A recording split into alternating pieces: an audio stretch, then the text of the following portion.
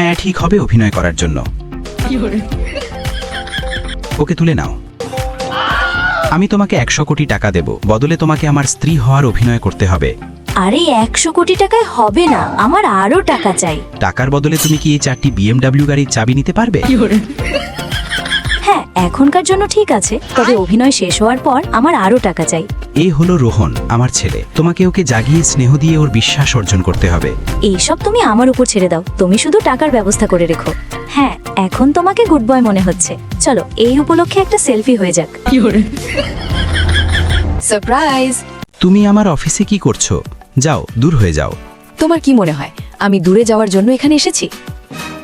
হাত ছড়াও।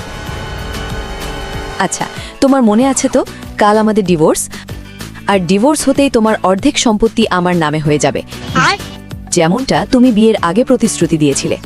তোমার মনে হয় তুমি জিতবে? আগে তুমি আমার স্ত্রী হওয়ার প্রমাণ তো দাও। এত আত্মবিশ্বাস? কোথাও এই দ্বিতীয় বিয়ে তো করেনি। যাই হোক, জিতবো তো আমি। চলো রোহন বাইরে ঘুরতে যাই।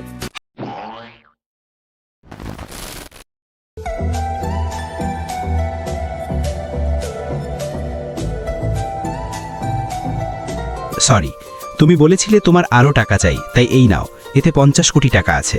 আর কাল তোমাকে কোর্টে ভালো করে আমার স্ত্রী হওয়ার অভিনয় করতে হবে।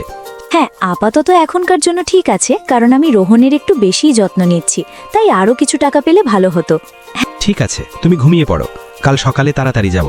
শুভ সকাল সবাইকে। এ হলো আমার স্ত্রী, এবং এ কোনো ধরনের সম্পত্তি আমার কাছ থেকে নিতে চায় না। তো তাহলে আপনারা ডিভোর্স নিতে চাইলেন কেন? 1 মিনিট, এ ওর আসল স্ত্রী নয়, আমি হলাম ওর আসল স্ত্রী। এই তো তার জন্য অভিনয় করছে যাতে সে কেস জিততে পারে। তোমার কাছে কি প্রমাণ আছে যে তুমি আমার স্ত্রী? আমি প্রমাণ করব না, আমার ছেলে রোহন করবে। রোহন একটু সামনে এসো। মা, ইনি আমাকে জোর করে তুলে এনেছে। রোহন, আমি তোমার আসল মা, এ নয়। হ্যাঁ উনি সত্যি বলছেন। তোমার কি মনে হয় জন্ম দিলেই কি নারী মা হয়ে যায়?